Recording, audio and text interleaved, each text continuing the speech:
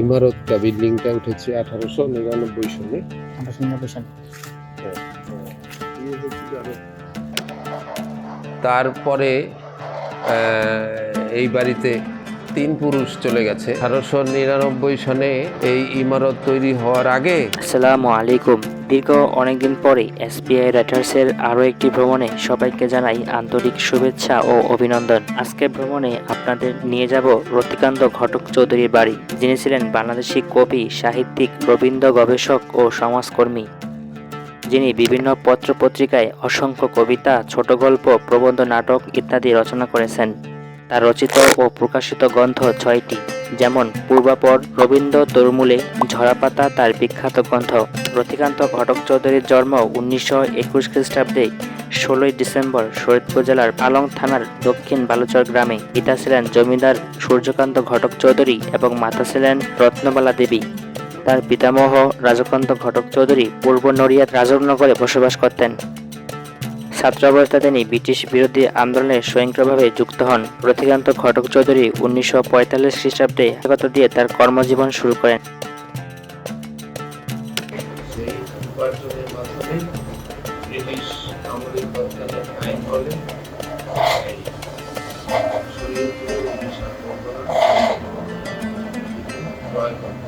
পরে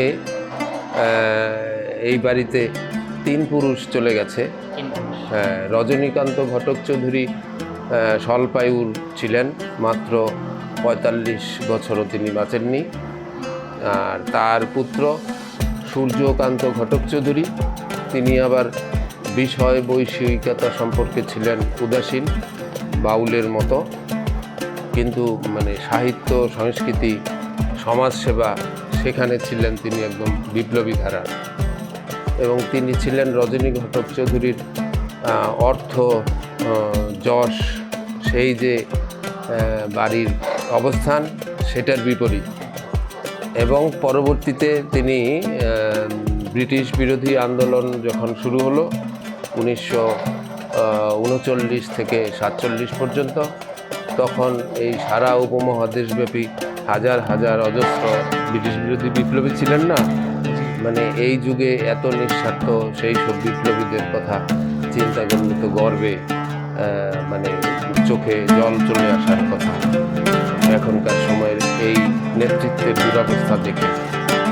তো সেই কালে তিনিও সেই হাজার হাজার তরুণদের মতোই ব্রিটিশ বিরোধী বিপ্লবী আন্দোলনে যোগ দিয়েছিলেন।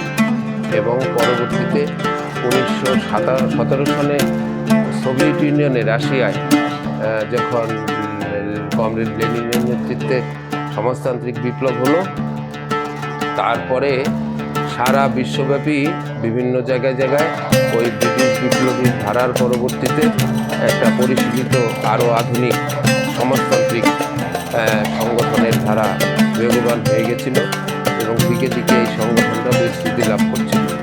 সেই বিশ্ব প্রভাবে সূর্যকান্ত ঘটক চৌধুরীও এই পরবর্তীতে ব্রিটিশ বিরোধী বিপ্লবীর পরবর্তীতে মধ্য বয়সে তিনি এই সমাজতান্ত্রিক বলশেবিক মতাদর্শে সমাজতান্ত্রিক রাজনীতি করেছে। সারা জীবনই তিনি বিষয় বৈষয়িকতা এগুলোকে কোনো বিচার করেননি, গুরুত্ব দেননি। মুড়ি মুরগি যেমন এক একজনকে বিলিয়ে দেওয়ার একটা রেওয়াজ আছে, উনি ওনার যে বিশাল ভূ সম্পত্তি সেগুলো মুড়ি মুরগির মতো যাকে তাকে বিলিয়ে দিয়ে। স্বাধীনতা লাভ আর দেশ বিভাগের পর 1948 খ্রিস্টাব্দে তার বাড়িতে পুলিশি তল্লাশি শুরু হলে তিনি কলকাতায় চলে আসেন এবং যোগদান করেন স্বর্ণকমল ভট্টাচার্যের অগ্নি পত্রিকায়। কিছুদিন কলকাতায় অবস্থা করার পর 1950 খ্রিস্টাব্দে নিজ গ্রামে ফিরে আসেন এবং পালং হাই স্কুলে অস্থায়ী শিক্ষক হিসাবে যোগ দেন। 1954 খ্রিস্টাব্দে তুলাসার গুরুদাস উচ্চ বিদ্যালয়ে যোগ দিয়ে শিক্ষকতা করেন 1960 খ্রিস্টাব্দ পর্যন্ত। রতিকান্ত ঘটক চৌধুরী অসুস্থতার জন্য ঢাকা সোহাগীর হাসপাতালে ভর্তি হন। 1966 খ্রিস্টাব্দে 15 জুন নিঃশ্বাস ত্যাগ করেন। মৃত্যুকালে তার বয়স হয়েছিল 66 বছর। বিখ্যাত কণ্ঠশিল্পী রানী ঘটক চৌধুরী ছিলেন তার স্ত্রী। তিনি 2018 খ্রিস্টাব্দে 3 জানুয়ারি বুধবার তার নিজ বাসভবনে ইন্তেকাল করেন।